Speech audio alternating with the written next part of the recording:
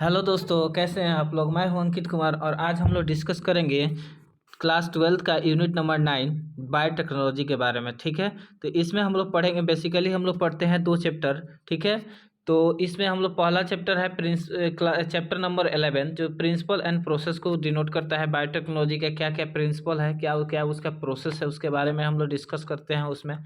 दूसरा चैप्टर है biotechnology and उसके एप्लीकेशन। ठीक है, तो बायोटेक्नोलॉजी के क्या क्या एप्लीकेशन है, कहाँ कहाँ उसका यूजेज है, उसके बारे में हम लोग डिस्कस चैप्टर नंबर 12 में करेंगे। ठीक है, तो चलिए आज का चैप्टर है मेरा प्रिंसिपल एंड प्रोसेस के बारे में। ठीक है, तो आज हम लोग पढ़ेंगे प्रिंसिपल और प्रोसेस। बायोटेक्नोलॉजी में कौन सा प्रिंसिपल का यूज करते हैं और कौन सा प्रोसेस का यूज करते हैं, उसके बारे में आज हम लोग डिस्कस करेंगे। ठीक है, तो चलिए शुरू करते हैं। सबसे पहले हम लोग जानेंगे कि बायोटेक्नोलॉजी होता क्या है। तो कह रहा है biotechnology deals with technique of using live organisms और enzymes from organism to produce product and process useful to human. जो भी प्रोसेस, जो भी हम लोग क्या हो ह्यूमन के लिए यूजफुल प्रोडक्ट हो, उसको बनाने के प्रोसेस जो हो वो क्या हो। ठीक है, जैसे in the sense making curd, जैसे हम लोग को बनाया जाए मेकिंग कर्ड। दूध से क्या बना रहे हैं, दही बना रहे हैं। ठीक है, ब्रेड बना रहे हैं, वाइन बना रहे हैं। ठीक है, which are all microbes mediated process. ये सब क्या है, माइक्रोब्स मेडिएटेड प्रोसेस है।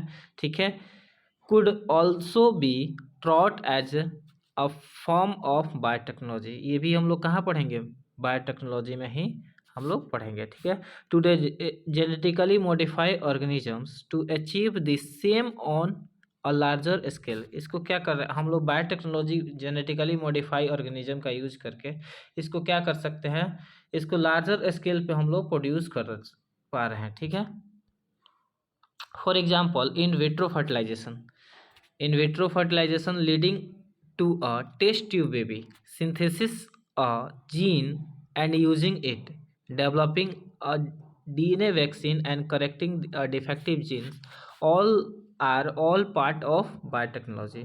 जैसे कि हम लोग बात करते हैं इसमें टेस्ट ट्यूब बेबी। ठीक है, टेस्ट ट्यूब में बेबी का को क्या करना,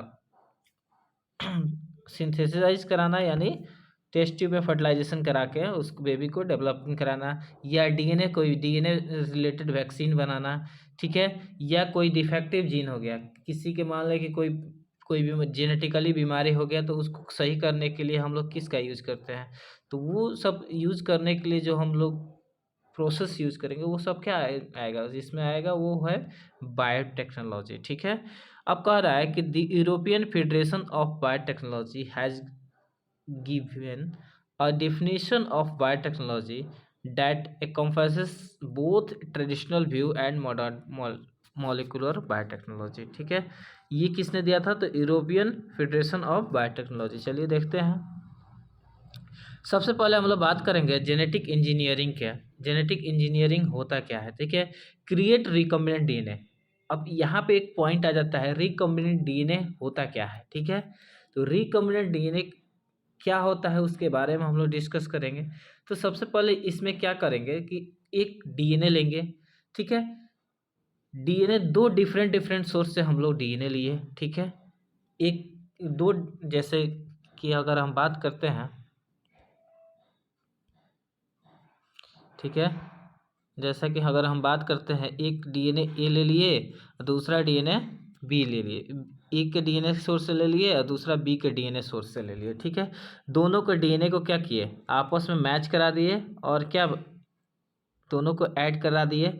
अब ये जो बना वो क्या हो गया, ये हो गया रिकॉम्बिनेंट डीएनए। ठीक है, यहाँ पे जो बना है ये ए बी, इसमें इसका भी क्या था, डीएनए था और इसका भी जो डीएनए है, मतलब दोनों के कैरेक्टर आ गया। जैसे कि अगर हम रिप्रोडक्शन से रिलेटेड अगर बात करें तो उसमें दोनों के कैरेक्टर ला रहे हैं। ठीक है, सेम कंडीशन यहाँ पे भी है। यहाँ पे क्या कर रहे हैं, दोनों को एक कैरेक्टर, दोनों में का जीन को ऐड कर रहे हैं। ठीक है, ए का भी और बी का भी जो डीएनए है उसको दोनों को ऐड करके हम एक ए बी बना रहे हैं। इसी को हम क्या बोलते हैं, रिकॉम्बिनेंट डीएनए। ठीक है, कोई दिक्कत नहीं है। चलिए नेक्स्ट कह रहा है अलाउ टू, दूसरा कह रहा है यूज ऑफ जीन क्लोनिंग। अब जीन क्लोनिंग, जैसे कि अगर हम ए बी बना लिए, ठीक है, तो इसका क्या करें, क्लोनिंग कर लें। जैसे कि अगर एक एग्जांपल लीजिए, अगर हमको एक डेट शीट बनाना है या कोई टाइम टेबल बनाना है, या मान के चलिए कि कोई कॉपी जैसे किसी इंस्टीट्यूट में कोई रिलेटेड एक डीपीपी बना दिए, ठीक है, डेली प्रैक्टिस जो होता है वो अगर हम बना लिए, ठीक है, तो उसका यूज़ करना, अगर हम लोग को डिस्ट्रीब्यूट करना है तो क्या करेंगे, जीरोक्स करेंगे। वैसे ही क्या होता है, यूज़ ऑफ जीन क्लोनिंग, मतलब जीन क्लोनिंग का यूज करके हम लोग क्या करेंगे, उसका कॉपी बना लेंगे, ठीक है, एग्जैक्ट कॉपी बना लेंगे, ठीक है, जैसे कि हम लोग जीरोक्स कराते हैं सेम कैसे क्या होगा, उसका कॉपी हो जाएगा, ठीक है, ये हो गया। तीसरा हम लोग इसमें पढ़ेंगे जीन ट्रांसफ़र के बारे में, ठीक है, तो जीन ट्रांसफ़र, जैसे जीन ट्रांसफ़र अगर हम बात करते हैं तो जीन ट्रांसफ़र दो, एक gene gun biolistic gene gun method से हम लोग क्या करते हैं, प्लांट में यूज करते हैं, ठीक है, और क्या रेक्टोवायरस का यूज करके हम लोग एनिमल्स के सेल में क्या करते हैं, जीन का ट्रांसफर करते हैं, ठीक है। चलिए अब इसके बाद हम लोग नेक्स्ट डिस्कस करेंगे, allow us to isolate and introduce only one or set of desirable genes without introducing undesirable gene into target organism। अब नेक्स्ट कह रहा है, the construction of first recombinant DNA emerge from the possibility of linking a gene encoding antibiotic resistance with a native plasmid of Salmonella typhimurium by Stanley Cohen and Herbert Boiler in 1972। ये point याद रखिएगा क्योंकि ये exam में पूछा गया है कि फर्स्ट रिकॉम्बिनेंट डीएनए जो बनाया, कंस्ट्रक्ट किया गया था, इमर्ज किया गया था, वो किनके द्वारा किया गया था, ठीक है, तो वो याद रखिएगा।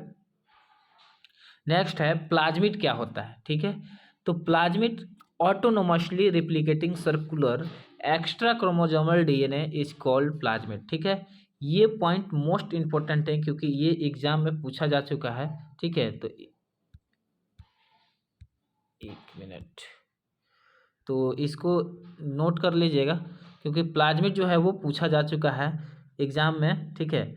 अब नेक्स्ट कह रहा है the cutting of DNA at a specific location became possible with the discovery of the so called molecular scissor। देखिए डीएनए को अगर हम कट कर रहे हैं तो कोई टूल्स तो होना चाहिए ना हमारे पास, तो उस टूल्स को हम लोग बोलते हैं मॉलिक्यूलर सीजर, और उसी को मॉलिक्यूलर सीजर क्या होता है, रिस्ट्रिक्शन एंजाइम, ठीक है।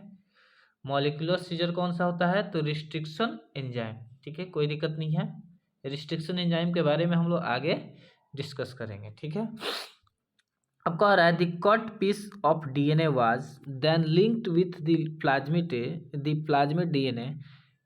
These plasmid DNA act as a vector to transfer the piece of DNA attached to it। जैसे कि अगर हम क्या किए कि एक बताए थे कि ए से क्या किए, कट किए, ए से जीन को कट किए और बी में हम क्या किए, इंसर्ट कर दिए, जोड़ दिए, किसके मदद से, तो लाइगेज की मदद से। डीएनए जो ऐड किया जाता है वो क्या होता है, लाइगेज होता है। लाइगेज का यूज करके हम लोग क्या करते हैं, ऐड करते हैं, जो जोड़ देते हैं, ठीक है, कोई दिक्कत। काटते किससे हैं, तो रिस्ट्रिक्शन एंजाइम, यानी रिस्ट्रिक्शन एंजाइम का यूज करके हम लोग काटेंगे और लाइगेज का यूज करके हम लोग उसको जोड़ेंगे, कोई दिक्कत नहीं है। चलिए इसमें हम लोग क्या करेंगे, ए से हम क्या किए, कट किए, बी में क्या किए, ऐड कर दिए, बी से भी एक स्पेसिफिक पॉइंट को कट किए थे, लेकिन ए का एक स्पेसिफिक सीक्वेंस को हम कट करके और बी के एक स्पेसिफिक सीक्वेंस पे ले आके क्या किए, ऐड कर दिए। अब उसके बाद क्या किए, उसको ट्रांसफ़र कर दिए, कहाँ, किसके थ्रू, तो प्लाज्मिड के थ्रू, ठीक है। नेक्स्ट कर रहा है make a new combination of circular autonomously replicating DNA create in vitro and known as recombinant DNA. उसके बाद क्या करेंगे, उसके कॉम्बिनेशन को सर क्या करेंगे, प्लाज्मिड के थ्रू क्या विट्रो क्रिएट करेंगे, विट्रो ही, ठीक है। उसके बाद उसी को हम क्या बोलते हैं, रिकॉम्बिनेंट डीएनए, ठीक है।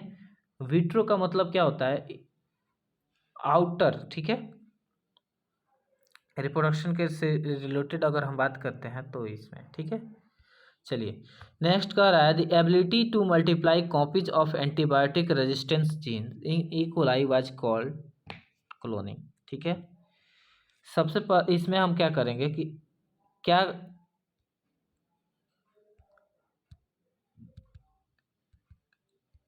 एक मिनट, कह रहा है the ability to multiply copy of antibiotic resistance, ठीक है, gene in E coli was called cloning. जैसे जैसे हम बताएं कि क्या करें, कॉपी बना रहे हैं, ठीक है, तो उसी को हम क्या बोलते हैं, क्लोनिंग बोलते हैं। जैसे जीरोक्स कराए, वो उसी प्रोसेस, जीरोक्स कराना, वैसे ही क्या कर रहे हैं, हम कॉपी बना रहे हैं, मल्टीपल कॉपीज बना दे रहे हैं और एंटीबायोटिक रेजिस्टेंस जीन का, तो वो क्या कहलाता है, उसी प्रोसेस को हम बोलते हैं क्लोनिंग, ठीक है। 3 basic steps in genetically modify an organism, 3 basic steps होता है जिसके बारे में हम लोग डिस्कस करेंगे। पहले क्या, identification of DNA with desirable genes, कौन सा डीएनए में कौन सा डिजायरेबल जीन है, उसको सबसे पहले क्या करेंगे, आइडेंटिफाई करेंगे। उसके बाद introduction of identified DNA into host, फिर क्या करेंगे, उस डीएनए को हम क्या, होस्ट डीएनए में क्या करेंगे, इंट्रोड्यूस कराएंगे। एंड थर्ड पॉइंट जो है, maintenance of introduce DNA in host and transfer to the DNA in its progeny, ठीक है, डीएनए टू इट्स प्रोजेनी। जैसे होस्ट में क्या किए, इंट्रोड्यूस कराने के बाद उसको क्या करेंगे, मेंटेनेंस करेंगे, और उसके बाद फिर क्या करेंगे, तो उस डीएनए को प्रोजेनी में ट्रांसफर कर देंगे, ठीक है। Tools of recombinant DNA technology, कौन कौन सा टूल्स होता है रिकम्बिनेंट डीएनए टेक्नोलॉजी का, उसके बारे में हम लोग डिस्कस करेंगे। तो the biotechnology tools, sorry, the biological tools use in the synthesis of recombinant DNA include enzyme, vector DNA and host cells, ठीक है। हम लोग को कौन कौन सा टूल्स चाहिए, तो एंजाइम्स चाहिए, वेक्टर डीएनए चाहिए और होस्ट सेल चाहिए, ठीक है। ये टूल्स हमको चाहिए एक रिकम्बिनेंट डीएनए सिंथेसाइज करने के लिए, ठीक है। In this in the year 1963, two enzymes responsible for restricting the growth of bacteriophage in Escherichia coli were isolated. One of these added methyl group to DNA. ये क्या करता है, मिथाइल ग्रुप को ऐड करता है, मिथाइल ग्रुप को DNA से। दूसरा क्या करता है, डीएनए को, while other cut DNA was later, sorry, the latter was called restriction endonuclease। बाद में हम लोग इसी को क्या बोले, रिस्ट्रिक्शन इंडो न्यूक्लियस, ठीक है। फर्स्ट क्या था, फर्स्ट था कि वो मिथाइल ग्रुप को ऐड करेगा, दूसरा का काम क्या था, वो डीएनए को कट करेगा, ठीक है। चलिए, the first restriction Indo nucleus, first restriction Indo nucleus जो है,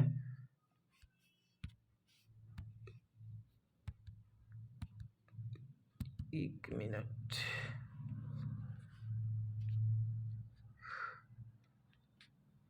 फर्स्ट इंडोन्यूक्लियस जो है वो याद रखिएगा, फर्स्ट रिस्ट्रिक्शन इंडोन्यूक्लियस जो होता है वो Hind second, most important point है, यहाँ से क्वेश्चन पूछा जाता है, ठीक है। Hind second always cut DNA molecules at particular point by recognising at specific sequence, ठीक है, specific sequence of 6 base pair, ठीक है। ये पॉइंट याद रखिएगा कि 6 बेस पेयर पे ही कट करता है, ठीक है, ये स्पेसिफिक पॉइंट है। चलिए next, the specific base sequence is known as the recognition sequence for Hind second, ठीक है। जो स्पेसिफिक बेस सीक्वेंस है उसी वो क्या है, उसका रिकॉग्निशन सीक्वेंस है, किसके लिए, तो हिंद सेकेंड के लिए, ठीक है। Today we know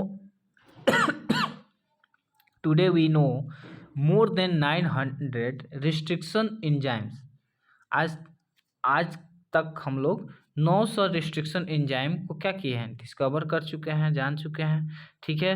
that has been isolated from over 230 strain of bacteria, ठीक है, 230 स्ट्रेन ऑफ बैक्टीरिया से हम क्या किए हैं, आइसोलेट कर चुके हैं। Each of which recognise different recognition sequence, सबका क्या क्या है, अलग अलग, एक प्रत्येक का क्या है, एक रिकॉग्निशन सीक्वेंस है, ठीक है। यहाँ it conventions for naming these enzymes is the first letter of the names comes from genus. जो फर्स्ट लेटर है वो कहाँ से आया, जीनस से। यहाँ पे इट रहेगा, wait,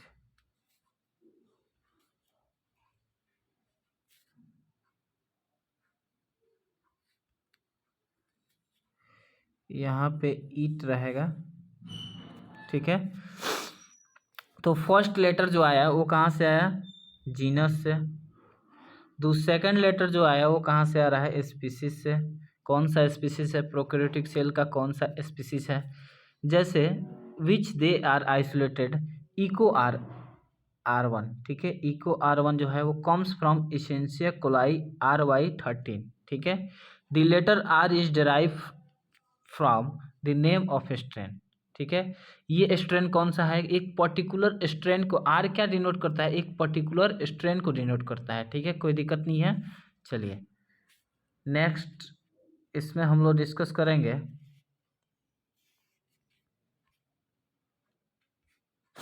restriction enzymes belongs to a larger class of enzyme is called nucleus, ठीक है।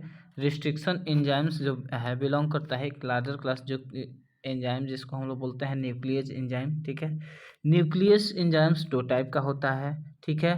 पहला एक्सोन्यूक्लियस, दूसरा इंडोन्यूक्लियस। एक्सोन्यूक्लियस का फंक्शन क्या होता है, तो एक्सोन्यूक्लियस का फंक्शन होता है ये रिमूव करता है nucleotides from end of the cell of DNA, sorry, end of DNA. याद रखिएगा कि ये कहाँ से रिमूव करेगा न्यूक्लियोटाइड को, तो इंड ऑफ डीएनए, डीएनए के अंतिम से, ठीक है। जैसे कि अगर हम बात करते हैं ATGC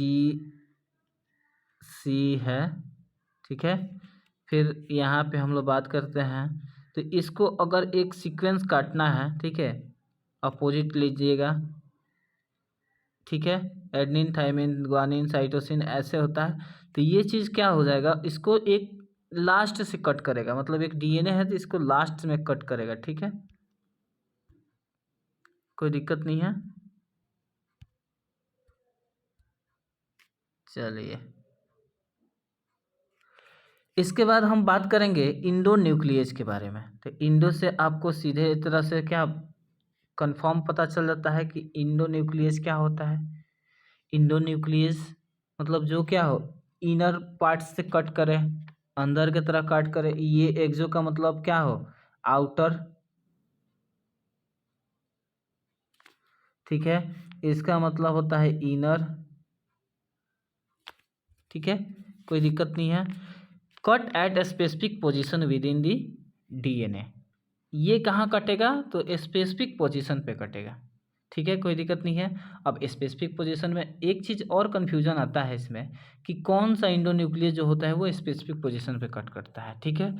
तो एक पॉइंट याद रखिएगा कि इंडोन्यूक्लियस में रिस्ट्रिक्शन इंडोन्यूक्लियस अगर दिया हुआ है आंसर में, ठीक है, ऑप्शन में रिस्ट्रिक्शन इंडोन्यूक्लियस दिया है तो रिस्ट्रिक्शन इंडोन्यूक्लियस सही है। अगर रिस्ट्रिक्शन इंडोन्यूक्लियस नहीं दिया है तो आप इंडोन्यूक्लियस को भी सही मान सकते हैं, ठीक है। क्योंकि यही क्या करता है, स्पेसिफिक पोजीशन पे कट करता है। और कौन सा कट करता है, तो रिस्ट्रिक्शन इंडोन्यूक्लियस, ठीक है। कोई दिक्कत नहीं है। चलिए next, each restriction endonuclease recognize a specific palindromic nucleotide sequence in the DNA, ठीक है।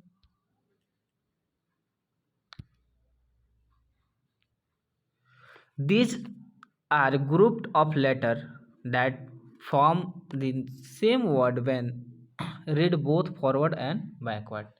जैसे हम किसी वर्ड को क्या ऐसे ही कट करेगा जहाँ पे दोनों क्या, दोनों साइड से हम पढ़ें या बैक साइड से पढ़ें या बैकवर्ड साइड से पढ़ रहे हैं या फॉरवर्ड साइड से पढ़ रहे हैं, दोनों का मीनिंग क्या हो, सेम हो। जैसे कि एक वर्ड आता है मलयालम, मलयालम की जो आई थिंक हमको लगता है कि तमिलनाडु या केरला का भाषा है, ठीक है। तो उसमें श्योर नहीं है। तो इसमें अगर हम बात करेंगे तो उल्टा या सीधा हम लोग बैकवर्ड पढ़ें या फॉरवर्ड पढ़ें, दोनों साइड से क्या होगा, मलयालम ही शो करेगा, ठीक है। For example the following sequence read the same on the two strand in 5 strand to 3 direction, ठीक है। And these also if true if read in 3 to 5 direction, ठीक है। अब यहाँ पे देखिए, जैसे यहाँ पे कह रहा है guanine adenine adenine thymine cytosine, ठीक है। यहाँ पे कह रहा है अपोजिट, देखिए तो guanine adenine adenine thymine thymine cytosine, ठीक है। ये दोनों क्या है, एक दूसरे से अपोजिट है, ठीक है। अब कह रहा है कि ये मोस्ट इम्पोर्टेंट है क्योंकि ये सीक्वेंस पूछा जाता है, ठीक है, कि रिस्ट्रिक्शन इंडोन्यूक्लियस कहाँ से पूछता है, ठीक है, क्वेश्चन इस पे आया हुआ है। The stickiness of end of islet the actions of enzyme is called DNA ligase. जो चिपकाने वाला हो, मतलब चिपकाने का काम करता है, उसका क्या होता है, उसको बोलते हैं डीएनए लाइगेज, ठीक है, कोई दिक्कत नहीं है। बात की है कि काटने का काम रिस्ट्रिक्शन इंडोन्यूक्लियस का है या रिस्ट्रिक्शन इंडोन्यूक्लियस का है, और जोड़ने का काम डीएनए लाइगेज का है। देखिए यहाँ पे एक फिगर दिया हुआ है जिसमें एक्शन ऑफ रिस्ट्रिक्शन एंजाइम के बारे में डिस्कस किया है, ठीक है। In the enzymes cut both DNA strands at same site पे कट किया है, ठीक है। जैसे कि अगर हम बात करते हैं यहाँ पे जी और ए के बीच में कट किया है, और eco R I cuts the DNA between bases G and A only the sequence of GAA-TTC is present in DNA. जैसे एक फॉरेन डीएनए लिए हैं और एक वेक्टर डीएनए लिए हैं। फॉरेन डीएनए का भी ग्वानिन और एडेनिन के बीच से कट कर रहा है, ग्वानिन और एडेनिन के बीच से कट कर रहा है। यहाँ पे भी हमको क्या, ग्वानिन और एडेनिन के बीच में कट करेगा, और यहाँ ये थोड़ा गलत दिया हुआ है, ये कहाँ से कट करेगा, यहाँ से कट करेगा, ठीक है। तो फिर ये क्या करेगा, कट करने के बाद इको R1, जो इको R1 आएगा, उसके बाद इको R1 में क्या करेंगे, स्टिकी इंड ये हो जाएगा, यानी ये और ये स्टिकी इंड हो गया, ठीक है। ये फॉरेन डीएनए का हो गया और ये वेक्टर डीएनए का हो गया। फिर किसके मदद से हम लोग स्टिकी इंड को ऐड करेंगे, तो डीएनए लाइगेज के मदद से, ठीक है। लाइगेज के मदद से हम लोग क्या करेंगे, ऐड करेंगे, ठीक है। तब हमको क्या मिलेगा, ये जो मिल रहा है ये हमको क्या मिला, रिकॉम्बिनेंट डीएनए, ठीक है। इसी को हम लोग बोलते हैं रिकॉम्बिनेंट डीएनए। चलिए नेक्स्ट हम लोग डिस्कस करेंगे, इसमें इस फिगर दिया है जिसमें diagrammatic representation of recombinant DNA technology के बारे में बताया है, ठीक है। एक फॉरेन डीएनए लिए हैं, सेम प्रोसेस। एक वेक्टर डीएनए प्लाज्मिड को लिए हैं, ठीक है, जिसको वेक्टर डीएनए यानी प्लाज्मिड को ले लिए। Same restriction enzymes cutting both foreign DNA and vector DNA at a specific point, ठीक है। इसको क्या किए, एक स्पेसिफिक पॉइंट से कट कराए, ठीक है। यहाँ पे भी कट किए और यहाँ पे भी कट किया, ठीक है। फिर कट करने के बाद क्या किए, लाइगेज के मदद से दोनों को क्या किए, जोड़ दिए, तो बना, ये जो बना वो क्या हुआ, रिकॉम्बिनेंट डीएनए मॉलिक्यूल बन गया। अब इसमें क्या किए, इसको हम किसी वेक्टर में ट्रांसफॉर्म कर दिए, किसी सेल में क्या किए, ट्रांसफॉर्म करके, और ट्रांसफॉर्मेशन कराने के बाद जैसे इक्वलाई में क्या किए, ट्रांसफॉर्म कर दिए, और उसका क्लोनिंग सीक्वेंस बना दिए। उसको क्या किए, डिवीजन करा दिए। डिवीजन कराने के बाद जो ये दो मिला, ये क्या हुआ, ये जो हमको मिल रहा है ये उसका कॉपी मिल गया, ठीक है। चलिए यहाँ तक समझ में आया होगा। अगर वीडियो अच्छा लगे तो लाइक शेयर सब्सक्राइब कर दीजिएगा, ठीक है। धन्यवाद।